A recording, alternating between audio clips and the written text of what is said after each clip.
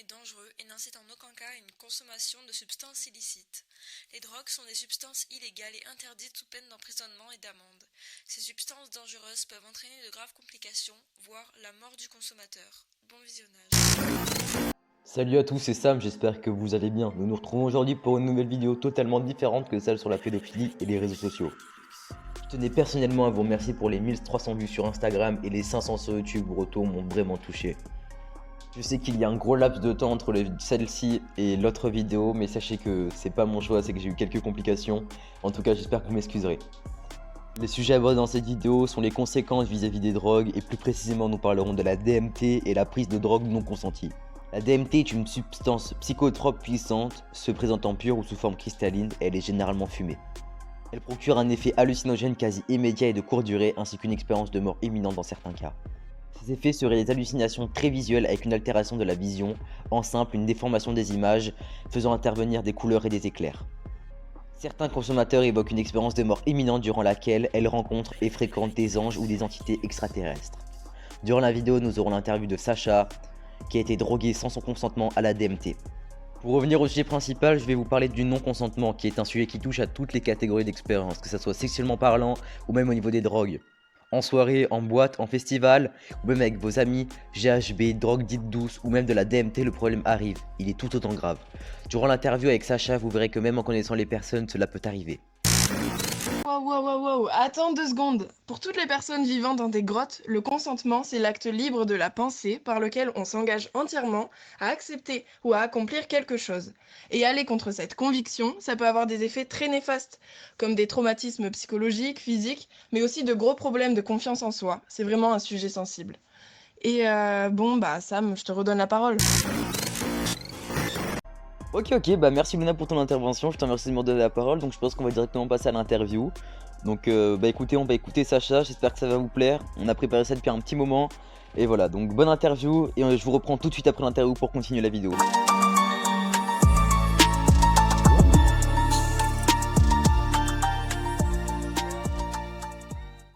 Donc je me présente, je m'appelle Sacha, j'ai 20 ans et mon histoire sur une prise de drogue non consentie a été sur un produit qui est la DMT.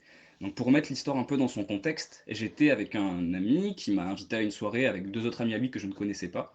Et un de ses amis m'a tendu au cours de la soirée une cigarette électronique en me demandant si je voulais fumer. Moi tout naturellement j'ai accepté voilà, en me disant que c'était complètement anodin et j'ai commencé à fumer une latte, 2 lattes, voilà, jusqu'à 5 lattes.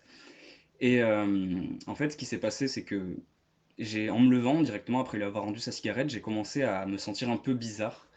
Et si je devais résumer en fait la sensation qui s'est produite, c'est que j'ai senti mon cœur accélérer et j'ai eu l'impression que le temps autour de moi se ralentissait, que mes membres commençaient à devenir tout mous, que j'étais vraiment tout changé autour de moi. Je me rappelle d'un moment donné avoir regardé une enceinte où passait de la musique et j'ai commencé à voir dans mon champ de vision des fumées colorées commencer à s'animer en fait en rythme avec cette musique. Et après, je n'ai plus rien en fait. Mon trip a commencé. Je ne sais pas ce qui s'est passé à partir de ce moment-là. C'est vraiment le dernier souvenir que j'en ai. La plus grosse hallucination que j'ai eue, ça a été directement de me retrouver dans un espace un peu comme dans Interstellar. À la fin du film, on peut le voir dans un espèce d'espace en 4D. Voilà, c'est très très particulier et j'étais vraiment dans un espace un peu comme ça. Et beaucoup de couleurs, énormément de colorés, beaucoup de violet surtout, c'est la couleur qui est sortie en premier. Et une espèce de panique parce que je n'ai pas compris ce qui s'est passé. Je n'ai vraiment pas compris. Et le problème majeur de ce trip-là a été que il n'a duré que 20 secondes, une vingtaine ou une trentaine de secondes de ce qu'on m'en a dit. Et moi en fait, je l'ai vécu pendant 2 jours. Dans ma tête, il s'est écoulé 48 heures. Et je me suis réveillé après tout ce trip. Et donc, en fait, la fin du trip s'est produit où je me suis réveillé en fait dans un camion de pompiers avec 2 pompiers à côté de moi qui m'ont expliqué que voilà, j'avais eu un problème pendant une soirée, je savais pas du tout ce qui se passait.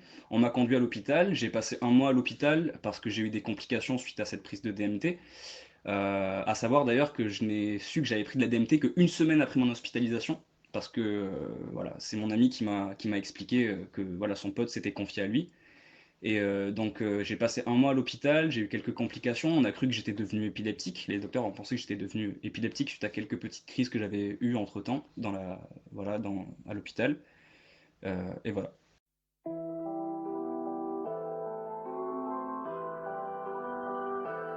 Honnêtement, aujourd'hui, je me reverrais pas prendre de la DMT. C'était déjà pas une drogue qui m'intéressait à la base. Mais avec l'expérience que j'ai vécue, non, c'est clairement pas quelque chose que je reprendrai. Du moins, à l'heure actuelle, je ne me sens vraiment pas à même d'en reprendre prochainement, ou je ne me vois pas en prendre plus tard.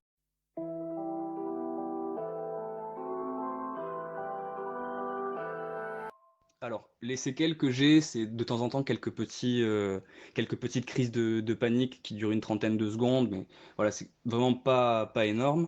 Et après, les conséquences de cette prise de DMT sur ma vie, ça a été vraiment un changement de mentalité, une façon de voir les choses complètement différente.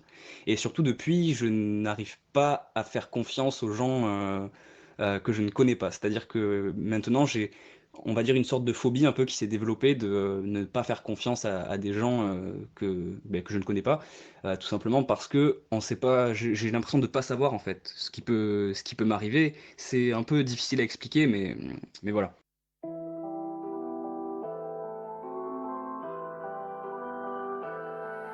Alors, ce que je pourrais dire aux autres personnes qui souhaitent en prendre, franchement, je sais pas, parce que euh, c'était une prise non consentie, donc je pourrais pas vraiment dire aux gens comment il faut se préparer, comment il faut faire, parce que je n'étais pas préparé, je n'étais pas au courant et j'ai juste subi.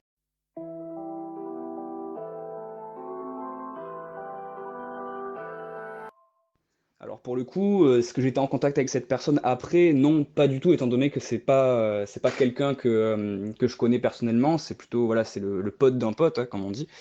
Et non, après, si je lui en veux, pas vraiment. Est-ce qu'on peut en vouloir aux gens d'être cons? Je pense pas. Est-ce qu'aujourd'hui je lui ai reparlé? Non, non plus. Et je ne pense même pas avoir envie de lui reparler. Et je pense que si je le croisais dans la rue, je ferais juste semblant de pas le voir. C'est vraiment quelqu'un qui, pour moi, après ce qu'il m'a fait, ne mérite juste même pas une once d'attention de ma part. Ok Sacha, ben merci beaucoup pour tout ce que tu m'as dit, ça m'a permis de pouvoir parler de la DMT en connaissance de cause. Donc pour tourner au vif du sujet, la DMT dit la drogue la plus puissante du monde d'après les recherches de Rick Strassman. Il est impossible de développer une tolérance à la DMT, même si l'ingestion est répétée avec des doses très rapprochées qui normalement a pour rôle de diminuer les effets de celle-ci, et entraînant le besoin de doses croissantes. Contrairement à la drogue douce, ce qui rend cette drogue encore plus forte et surtout interdite. Passons désormais à la phase science de la vidéo, tout ce qui est origine de la DMT. Bah oui, parce que serait une bonne vidéo sans recherche explication? Non mais dites-moi, vraiment. La DMT était autrefois un breuvage utilisé par les chamans depuis un millénaire, appelé ayahuasca. Elle était préparée en fournissant à ses utilisateurs des hallucinations visuelles, comme ce que prennent encore les gens en 2020. Mais il y a quelque chose à savoir, c'est que la DMT est présente dans le corps humain. Oui, parce que le corps humain produit de la DMT à très minime dose. Mais ça veut pas dire que quand tu vas te réveiller, tu vas être shooté à la DMT, à voir des esprits partout et à commencer à parler avec Gollum, tu vois ou pas? Mais certaines recherches tentent à montrer que la DMT est produite en très petite quantité dans la glande pinéale, connue également sous le nom de épiphyse. Je pense maintenant que j'en ai fini avec la DMT pour la vidéo, j'aimerais qu'on passe à un sujet, comme je vous l'ai dit précédemment, encore plus important, le non-consentement. Parce que oui, le non-consentement ne touche pas que à la DMT et loin de là. Pour exemple, avec un témoignage anonyme d'une adolescente de 15 ans lors de ses vacances d'été.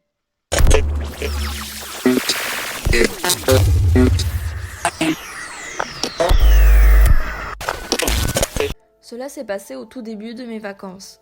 Je ne m'étais pas encore fait le groupe d'amis avec qui je suis restée pendant le reste des vacances. Durant un après-midi, j'avais sympathisé avec un groupe de jeunes de 16-17 ans sur la plage. Ils m'ont parlé de regroupement le soir même, au même endroit, et m'ont invité à m'y joindre. La journée passe, je mange avec mes parents, et le soir, je décide de sortir. J'avais un couvre-feu de minuit 30 à ne pas dépasser. Je les rejoins vers 23h30. On passe un bon moment, on s'amuse, tout se passe bien, mais je me suis vite rendu compte qu'aucun d'eux n'était sobre. La soirée passe, et plusieurs autres adolescents sont arrivés avec des bouteilles. J'ai bu dans l'une d'elles, et ils ont tous rigolé. Je décide de partir quelques minutes plus tard car je voyais minute 30 arriver. Une des personnes à qui j'ai pris la bouteille a insisté pour que je reste, mais je n'ai pas cédé. J'ai pris la route et en marchant, j'ai commencé à me sentir très mal.